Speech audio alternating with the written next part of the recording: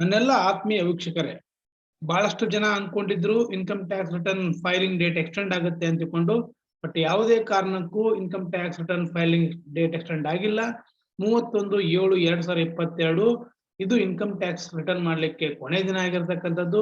ಅದಕ್ಕೆ 31/7/2021 ಕೊನೆ ದಿನ ಆಗಿರೋದ್ರಿಂದ ತಾವೆಲ್ಲ ಯಾರೆಲ್ಲ ಫೈಲ್ ಮಾಡ್ಬೇಕಾಗಿದ್ದೆವು ತಾವೆಲ್ಲ ಇನ್ಕಮ್ ಟ್ಯಾಕ್ಸ್ ರಿಟರ್ನ್ ಫೈಲ್ ಮಾಡಿ ಅಂತ ಹೇಳ್ತಾ, ಅದ್ರ ಜೊತೆಗೆ ಒಂದ್ ವೇಳೆ 31/7/2022 ಒಳಗೆ ತಮಗೆ ಇನ್ಕಮ್ ಟ್ಯಾಕ್ಸ್ ಅನ್ನ ಫೈಲ್ ಮಾಡ್ಲಿಕ್ಕೆ ಆಗದೆ ಇದ್ರೆ ಅಂಡರ್ ಸೆಕ್ಷನ್ 234 ಪ್ರಕಾರ 31/12/2022 ವರೆಗೂ ಕೂಡ ಇದೆ ಅವಕಾಶ ಇದೆ.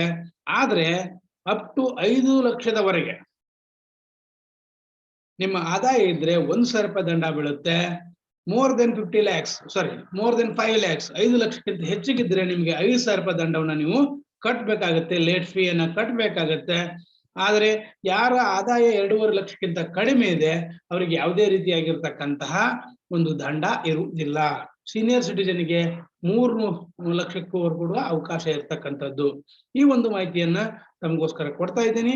ಈ ಮಾಹಿತಿ ಇಷ್ಟ ಆದ್ರೆ ಬೇರೆಯವರಿಗೆ ಶೇರ್ ಮಾಡಿ, ಹಾಗೆ ನಮ್ಮ ಚಾನೆಲ್ ನ ಸಬ್ಸ್ಕ್ರೈಬ್ ಆಗಿ ಅಂತ ಹೇಳ್ತಾ ಥ್ಯಾಂಕ್ ಯು ಫಾರ್ ವಾಚಿಂಗ್.